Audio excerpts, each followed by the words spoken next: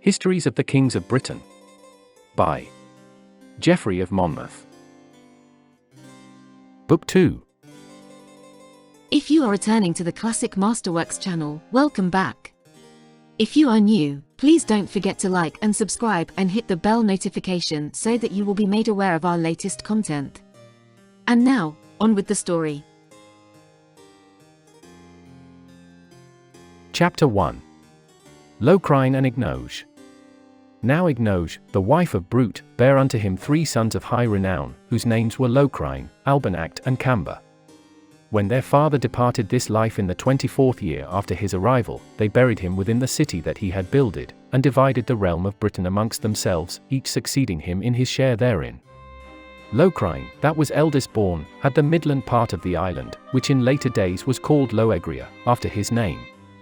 Next, Camber had that part which lieth beyond the river Severn, and is now called Wales, which afterward was for a long time called Cambria, after his name, whence unto this day do the folk of the country call them Cymry in the British tongue. But Albanact, the youngest, had the country which in these days in our tongue is called Scotland, and gave it the name or Albany, after his own. And after that these had of a long time reigned in peace and concord, Humber, the king of the Huns, landed in Albany, and engaging in battle with Albanact, slew him, and compelled the country folk to flee unto Locrine. Chapter 2. Locrine and Estrildis. Locrine, accordingly, when he heard the rumour, besought his brother Camber to accompany him, called out the whole youth of the country, and went to meet the king of the Huns in the neighbourhood of the river Humber. When the armies met, he compelled Humber to flee, but when he had fled as far as the river, it chanced that he was drowned therein, and thus left his name to the stream. Locrine, therefore, after he had won the victory, distributed the spoil among his comrades, keeping nothing for himself save the gold and silver that he found in the enemy's ships. He also kept for himself 3 damsels of marvellous beauty, whereof one was the daughter of a certain king of Germany, whom the foresaid Humber had seized along with the 2 other damsels when he laid waste her father's country. Her name was Estrildis, and so fair was she that scarce might any be found to compare with her for beauty, for no polished ivory, nor newly fallen snow, nor no lilies could surpass the whiteness of her flesh. Taken with love of her, Locrine would fain that she should share his bed, and that the marriage torch should be lighted to celebrate their wedding. But when Corineus found out what he was minded to do, he was wroth beyond measure, for that Locrine had pledged himself to marry Corineus' own daughter. Chapter 3. Locrine weddeth Gwendolen. He came accordingly unto the king, and brandishing his battle-axe in his right hand, spake unto him on this wise: Be these the wages, Locrine, that thou wouldst pay me for the wounds I have suffered in thy father's service when he was warring against unknown peoples, that you disdain my daughter and stoop to yoke you with a barbarian woman? If this indeed be so, thou dost it on peril of my vengeance, so long as any strength is left in this right hand, which hath quenched the delight of life in so many giants on the Tyrrhene shores. Shouting these words aloud again and yet again, he brandished the axe as if about to strike him, when the friends of both flung themselves betwixt. And after that Corineus was somewhat appeased, they compelled Locrine to perform that which he had pledged him to do. Chapter 4. Locrine accordingly married Corineus' daughter, Gwendolen by name, yet, nathless did he not forget the love he bare unto Estrildis. Wherefore, in the city of Trinavant, did he make fashion a chamber underground wherein he enclosed her, and caused her be right honourably served of the attendants of his household, for that he was minded to keep his love of her secret. For he was sore troubled by reason of his dread of Corineus, so that he durst not hold her openly, but, as hath been said already, kept her in hiding, and 7 whole years did haunt her in secret, so that none knew thereof save only they that were the closest of his familiars. Gwendolen's revenge. For, so often as he was minded to go unto her, he would fain that he made hidden sacrifice unto his gods, whereby he did lightly move others to believe the same, albeit in truth it were no such thing. In the meantime, Estrildis did become great with child, and brought forth a daughter of marvellous beauty, whom she called Sabrina. Gwendolen also became pregnant and had a son, unto whom was given the name of Mad Dan. This son was delivered into the charge of his grandfather Corineus, and had of him his teachings and nurture. Chapter 5. Years later, after Corineus was dead, Locrine deserted Gwendolen and raised Estrildis to be queen. Gwendolen thereupon, being beyond measure indignant, went into Cornwall, and gathering together all the youth of that kingdom, began to harass Locrine by leading forays into his land. At last, after both had mustered their armies, a battle was fought on the river Stour, and Locrine, smitten by an arrow, lost his life and all the joys thereof. Whereupon Gwendolen laid hold on the helm of state, maddened by the same revengeful fury as her father, insomuch as that she bade Estrildis and Sabrina her daughter be flung into the river that now called Severn, issuing an edict throughout all Britain that the river should be called by the damsel's name, Mad Dan and his sons. For she was minded that it should bear her name for ever, for that it was her own husband that begat her, whereby it cometh to pass that even unto this day the river in the British tongue is called Sabron, which by corruption in other speech is called Severn. Chapter 6. Gwendolen reigned 15 years after the slaying of Locrine, who had reigned 10 years. And when she saw that her son Mad Dan had grown to man's estate, she conferred upon him the sceptre of the realm, contenting herself with the province of Cornwall, wherein she passed the rest of her life. At that time Samuel the prophet reigned in Judea, and Silvius Aeneas was still living. And Homer was held to be a famous teller of histories and poet. Whilst Mad Dan held the sceptre, his wife bare unto him 2 sons, Mempricius and Melim. And he maintained his kingdom in peace diligently for 40 years. But after his death arose discord betwixt the 2 brethren as concerning the kingdom, for that each of them was eager to possess the whole island. Mempricius accordingly, desirous of achieving his own ends, entered into conference with Melim as if for the purpose of establishing concord betwixt them.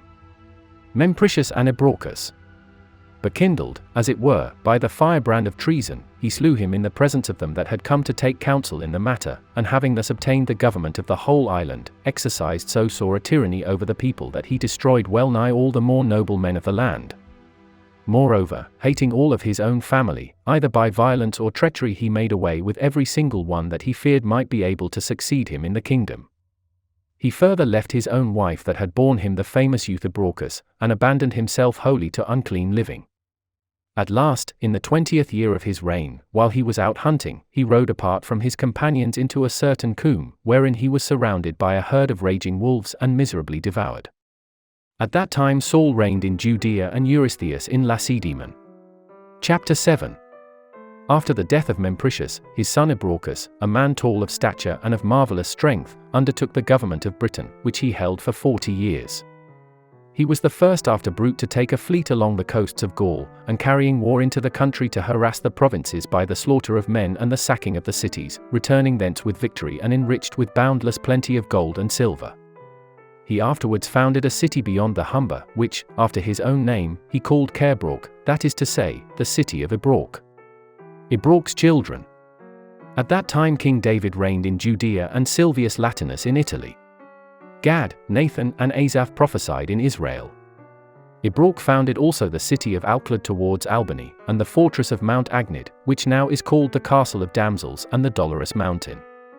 Chapter 8. He begat, moreover, 20 sons by 20 wives that he had, besides 30 daughters, and for 40 years did he maintain the kingdom of Britain right stoutly. The names of his sons were these: Brute Greenshield, Margadude, Cecilius, Regin, Merivid, Bladud, Lagan, Bodlone, Kingcar, Sparden, Gaul, Dardan, Eld, Ivor, Gangu, Hector, Kerin, Rud, Assaracus, Buell. The names of the daughters were Gloini, Ignigen, Udas, Genlium, Gordid, Angarod, Gendelo, Tangastel, Gorgon, Median, Methabel, Urah, Malia, Cambrada, Regan, Gael, Ecub, Nest, Tune, Stadad, Gladad, Ebron, Blagan, Ahalak, Anges, Galas, the fairest of all at that time living in Britain or Gaul, Edra, Anara, Stadiel and Egron.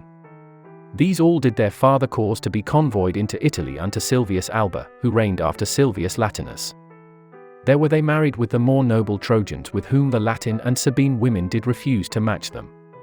The sons, moreover, with Assaracus their brother for chieftain, took a fleet into Germany, where, with the help of Silvius Alba, they subdued the people and possessed themselves of the kingdom. Brute Greenshield. Chapter 9. Howbeit, Brute, surnamed Greenshield, remained with his father, and obtaining the government of the kingdom after his father's death, reigned for 12 years. Him succeeded his son Lael, a lover of peace and justice, who, taking advantage of a prosperous reign, builded a city in the north parts of Britain called after S named Carlisle. At this time did Solomon begin to build the temple of the Lord in Jerusalem, and the queen of Sheba came thither to hearken unto his wisdom. At the same time Silvius Epitus succeeded his father Alba in the kingdom of the Latins. Lear lived 25 years after that he had come into the kingdom, albeit toward the end he maintained his royalty but feebly. Owing to his sluggard slackness a civil war suddenly arose in the realm. After him reigned his son Hudibras 39 years, who, after the civil dissensions, did restore concord among the people and founded Caerleon, that is, Canterbury. He also founded Caergen, which is Winchester, and the fortress of Mount Palador, which is now called Shaftesbury. There, while the wall was a-building, an eagle spake, the sayings whereof, had I believed them to be true, I would not have shrunk from committing to written memory along with the rest. At that time reigned Capys, the son of Epictus, and Haggai, Amos, Joel, and Azarias did prophesy. Chapter 10. Bladud foundeth Bath. Next succeeded Bladud his son, in whose hands the kingdom remained for 20 years. He builded the city of Caerbaden, that is now called Bath, and fashioned hot baths therein, meet for the needs of men, the which he placed under the guardianship of the deity Minerva, in whose temple he set fires that could not be quenched, that never turned into ashes, but as they began to fail became as it were round balls of stone. At that time did Elijah pray that it might not rain upon the earth, and it rained not for the space of 3 years and 6 months. Bladud was a right cunning craftsman, and did teach nigromancy throughout the realm of Britain, nor did he stint of his subtle sleights until he had fashioned him wings and tried to go upon the top of the air, when he fell upon the temple of Apollo in the city of Trinovantum, and was dashed into many pieces. Kingdom for her share. But the last, Cordelia, when she saw how her father had been cajoled by the flatteries of her sisters who had already spoken, and desiring to make trial of him otherwise, went on to make answer unto him thus. Chapter 11. When Bladud was thus given over to the destinies, his son Lear was next raised to the kingdom, and ruled the country after manly fashion for 60 years. He it was that builded the city on the river Soar, that in the British is called Caerleon, but in the Saxon, Leicester. King Lear and his daughters. Male issue was denied unto him, his only children being 3 daughters named Goneril, Regan, and Cordelia, whom all he did love with marvellous affection, but most of all the youngest born to wit, Cordelia. And when that he began to be upon the verge of eld, he thought to divide his kingdom amongst them, and to marry them unto such husbands as were worthy to have them along with their share of the kingdom. But that he might know which of them was most worthy of the largest share, he went unto them to make inquiry of each as to which of them did most love himself. When, accordingly, he asked of Goneril how much she loved him, she first called all the gods of heaven to witness that her father was dearer to her heart than the very soul that dwelt within her body. Unto whom saith her father, For this, that thou hast set mine old age before thine own life, thee, my dearest daughter, will I marry unto whatsoever youth shall be thy choice, together with the third part of Britain. Next, Regan, that was second, feigned to take ensample of her sister and to wheedle her father into doing her an equal kindness, made answer with a solemn oath that she could no otherwise express her thought than by saying that she loved him better than all the world beside. The credulous father thereupon promised to marry her with the same dignity as her elder sister, with another third part of the kingdom for her share. But the last, Cordelia, when she saw how her father had been cajoled by the flatteries of her sisters who had already spoken, and desiring to make trial of him otherwise, went on to make answer unto him thus. Lear wroth with Cordelia. Father mine, is there a daughter anywhere that presumeth to love her father more than a father?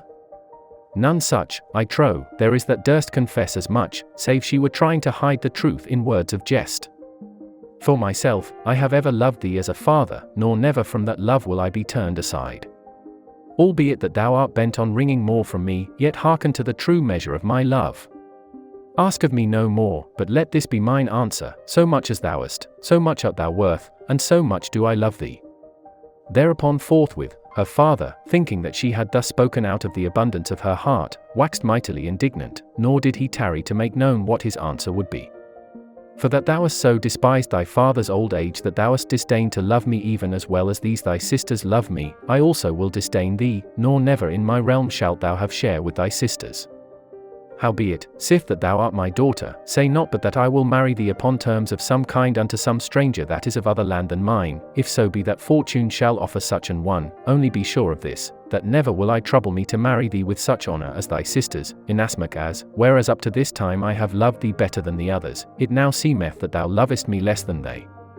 Straightway thereupon, by counsel of the nobles of the realm, he giveth the twain sisters unto 2 dukes, of Cornwall, to wit, and Albany, together with one moiety only of the island so long as he should live, but after his death he willed that they should have the whole of the kingdom of Britain.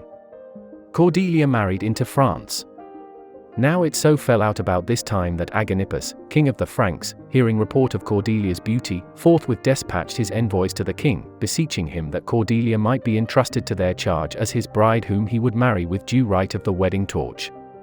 But her father, still persisting in his wrath, made answer that right willingly would he give her, but that needs must it be without land or fee, seeing that he had shared his kingdom along with all his gold and silver betwixt Cordelia's sisters Goneril and Regan. When this word was brought unto Agenippus, for that he was on fire with love of the damsel, he sent again unto King Lear saying that enow had he of gold and silver and other possessions, for that 1/3 part of Gaul was his, and that he was fain to marry the damsel only that he might have sons by her to inherit his land.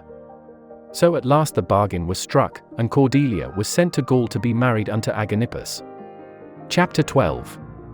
Some long time after, when Lear began to wax more sluggish by reason of age, the foresaid dukes, with whom and his 2 daughters he had divided Britain, rebelled against him and took away from him the realm and the kingly power which up to that time he had held right manfully and gloriously. Lear's piteous plight. Howbeit, concord was restored, and one of his sons-in-law, Maglaunus, Duke of Albany, agreed to maintain him with 60 knights, so that he should not be without some semblance of state. But after that he had sojourned with his son-in-law 2 years, his daughter Goneril began to wax indignant at the number of his knights, who flung gibes at her servants for that their rations were not more plentiful. Whereupon, after speaking to her husband, she ordered her father to be content with a service of 30 knights and to dismiss the other 30 that he had. The king, taking this in dudgeon, left Maglaunus, and betook him to Henvin, Duke of Cornwall, unto whom he had married his other daughter. Here, at first, he was received with honour, but a year had not passed before discord again arose betwixt those of the king's household and those of the dukes, insomuch as that Regan, waxing indignant, ordered her father to dismiss all his company save 5 knights only to do him service. Her father, beyond measure aggrieved thereat, returned once more to his eldest daughter, thinking to move her to pity and to persuade her to maintain himself and his retinue. Howbeit, she had never renounced her first indignation, but swore by all the gods of heaven that never should he take up his abode with her save he contented himself with the service of a single knight and were quit of all the rest. Moreover, she upbraided the old man for that, having nothing of his own to give away, he should be minded to go about with such a retinue, so that finding she would not give way to his wishes one single tittle, he at last obeyed and remained content with 1 knight only, leaving the rest to go their way. Lear seeketh Cordelia. But when the remembrance of his former dignity came back unto him, bearing witness to the misery of the estate to which he was now reduced, he began to bethink him of going to his youngest daughter oversea. Howbeit, he sore misdoubted that she would do naught for him, seeing that he had held her, as I have said, in such scanty honour in the matter of her marriage. Natheless, disdaining any longer to endure so mean a life, he betook him across the channel to Gaul. But when he found that 2 other princes were making the passage at the same time, and that he himself had been assigned but the 3rd place, he brake forth into tears and sobbing, and cried aloud, Ye destinies that do pursue your wonted way marked out by irrevocable decree, wherefore was it your will ever to uplift me to happiness so fleeting? For a keener grief it is to call to mind that lost happiness than to suffer the presence of the unhappiness that cometh after. For the memory of the days when in the midst of hundreds of thousands of warriors I went to batter down the walls of cities and to lay waste the provinces of mine enemies is more grievous unto me than the calamity that hath overtaken me in the meanness of mine estate, which hath incited them that but now were grovelling under my feet to desert my feebleness. O angry fortune! Will the day ever come wherein I may requite the evil turn that hath thus driven forth the length of my days and my poverty? Cordelia's compassion. O Cordelia, my daughter, how true were the words wherein thou didst make answer unto me, when I did ask of thee how much thou didst love me.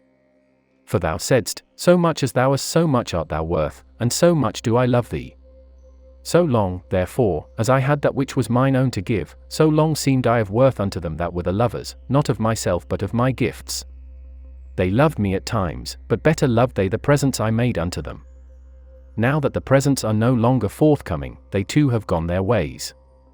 But with what face, O thou dearest of my children, shall I dare appear before thee? I who, wroth with thee for these thy words, was minded to marry thee less honourably than thy sisters, who, after all the kindnesses I have conferred upon them have allowed me to become an outcast and a beggar? Landing at last, his mind filled with these reflections and others of a like kind, he came to Cordelia, where his daughter lived, and waiting without the city, sent a messenger to tell her into what indigence he had fallen, and to beseech his daughter's compassion inasmuch as he had neither food nor clothing. On hearing the tidings, Cordelia was much moved and wept bitterly. When she made inquiry how many armed men he had with him, the messenger told her that he had none save a single knight, who was waiting with him without the city. Then took she as much gold and silver as was needful and gave it unto the messenger, bidding him take her father to another city, where he should bathe him, clothe him, and nurse him, feigning that he was a sick man. Lear's honourable reception. She commanded also that he should have a retinue of 40 knights well appointed and armed, and that then he should duly announce his arrival to Agenippus and herself. The messenger accordingly forthwith attended King Lear into another city, and hid him there in secret until that he had fully accomplished all that Cordelia had borne him on hand to do. Chapter 13. As soon, therefore, as he was meetly arrayed in kingly apparel and invested with the ensigns of royalty and a train of retainers, he sent word unto Agenippus and his daughter that he had been driven out of the realm of Britain by his sons-in-law, and had come unto them in order that by their assistance he might be able to recover his kingdom. They accordingly, with the great councillors and nobles, came forth to receive him with all honour, and placed in his hands the power over the whole of Gaul until such time as they had restored him unto his former dignity. Chapter 14. In the meanwhile, Agenippus sent envoys throughout the whole of Gaul to summon every knight bearing arms therein to spare no pains in coming to help him to recover the kingdom of Britain for his father-in-law, King Lear. Lear recovereth his kingdom. When they had all made them ready, Lear led the assembled host together with Agenippus and his daughter into Britain, fought a battle with his sons-in-law, and won the victory, again bringing them all under his own dominion. In the 3rd year thereafter he died, and Agenippus died also, and Cordelia, now mistress of the helm of state in Britain, buried her father in a certain underground chamber which she had bidden be made under the river Soar at Leicester. This underground chamber was founded in honour of the two-faced Janus, and there, when the yearly celebration of the day came round, did all the workmen of the city set hand unto such work as they were about to be busied upon throughout the year. Chapter 15. Now, when Cordelia had governed the kingdom in peace for 5 years, 2 sons of her sisters began to harass her, Margan, to wit, and Cundag, that had been born unto the dukes Maglaunus and Henvin, both of them youths of notable likelihood and prowess, Margan being son of Maglaunus and Cundag of Henvin. These, after the deaths of their fathers, had succeeded them in their dukedoms, and now took it in high dudgeon that Britain should be subject to the rule of a woman. Margan and Cundag. They therefore assembled their hosts and rebelled against the queen, nor were they minded to put an end to their outrage until after laying waste a number of provinces, they had defeated her in several battles, and had at last taken her and put her in prison, wherein, overwhelmed with grief for the loss of her kingdom, she slew herself. Forthwith the youths divided the island between them, whereof that part which stretcheth from the Humber towards Caithness fell to Margan's share, and the other, on the other side of the river, that vergeth toward the west, was allotted to Cundag. After the space of 2 years, certain of them that rejoiced in making disturbance in the realm, joined them with Margan and began to tempt him to walk in crooked paths, saying that foul shame it was he, the eldest born, should not have dominion over the whole island, so that, what with this and other grievances, they at last egged him on to march with an army into Cundag's territories, and thus began to heap fuel on the fire they had kindled. On the war breaking out, Cundag with all his host marched out to meet him, and in the battle that was fought inflicted no small slaughter, driving Margan in flight before him, and afterwards following his flight from province to province, until at last he overtook and slew him in a village of Wales, which after that Margan was slain there hath been called by his name, Margan to wit, ever since by the country folk even unto this day. Cundag, accordingly, having won the victory, possessed himself of the monarchy of the whole island and governed the same gloriously for 33 years. Ferex and Porrex. At that time Isaiah and Hosea prophesied, and Rome was founded the 11th of the calends of May by the twin brethren, Romulus and Remus. Chapter 16. Afterwards, upon the death of Cundag, his son Ravallo succeeded him, a peaceful youth and fortunate, who governed the realm with diligence. In his time there fell a rain of blood 3 days, and a great swarming of flies was there, whereof men died. After him succeeded Gegustius, his son, unto whom Caecilius, and after him Largo the nephew of Gegustius, unto whom succeeded Kinmarch the son of Caecilius, and after him Gorbodug. Unto him were 2 sons born, whereof the one was called Ferex and the other Porrex. But when their father began to verge upon Eld, a contention arose betwixt the twain as to which should succeed him in the kingdom. howbeit, Porrex, spurred on thereunto by a more grasping covetise, layeth snares for his brother with design of slaying him, whereupon Ferrex, when the matter was discovered unto him, betook him across the channel into Gaul, and, having obtained the help of Sword, king of the Franks, returned and fought against his brother. In this battle betwixt them, Ferrex was slain together with the entire host that accompanied him. Thereupon their mother, who was named Wyden, when she learnt the certainty of her son's death, was beyond measure troubled, and conceived a bitter hatred of the other, for she loved the one that was slain the better of the twain, and so hotly did her wrath blaze up by reason of his death, that she was minded to revenge it upon his brother. Dunwallow Molmutius. She accordingly took possession of the tent wherein he was lying fast asleep, and setting upon him with her waiting women hacked him all into little pieces. Thenceforward the people were sore afflicted by civil war for a long space, and the kingdom was governed by 5 kings who harried the one another with mutual forays wherein was much blood spilt. Chapter 17. At last, in after days, arose a certain youth renowned above all others for his singular prowess, by name Dunwallow Molmutius, the son of Cloten, king of Cornwall. Excelling all the kings of Britain in comeliness and courage, he no sooner undertook the government of the country upon his father's death than he invaded the lands of Imna, king of Loegria, whom after a battle he defeated and slew. Thereupon Rudorc, the king of Cambria, and Stator, king of Albany, took counsel together, and after that they had contracted an alliance, led their armies into Dunwallow's territory to lay waste town and country and destroy his people. Dunwallow marched to meet them with 30,000 men and gave battle, but after great part of the day had been spent in fighting and neither party could claim the victory, he called apart 600 of his bravest youths and bade them all take and don the arms of the enemies they had slain. The Molmutine laws. He himself also flung aside the arms he was wearing and did the like.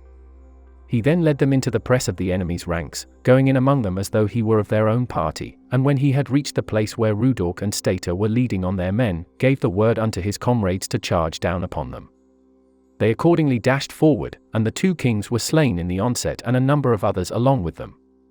But Dunwallow Molmutius, fearing lest he should be himself slain of his own men, turned back with his comrades and disarmed him.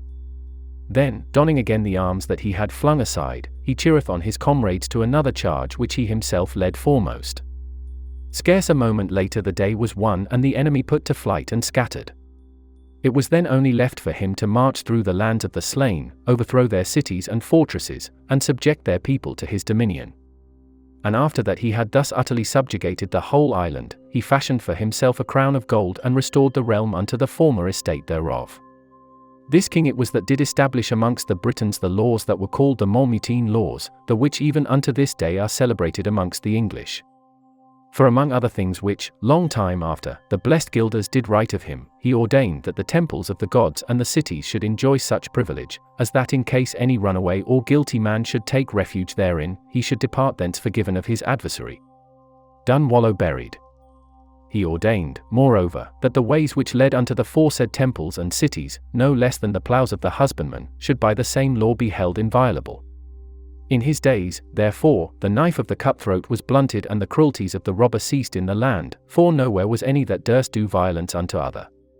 At last, after that 40 years were fulfilled sit hence that he had taken the crown, he departed and was buried in the city of Trinovantum anigh the temple of Concord, which he had builded to the confirmation of his law.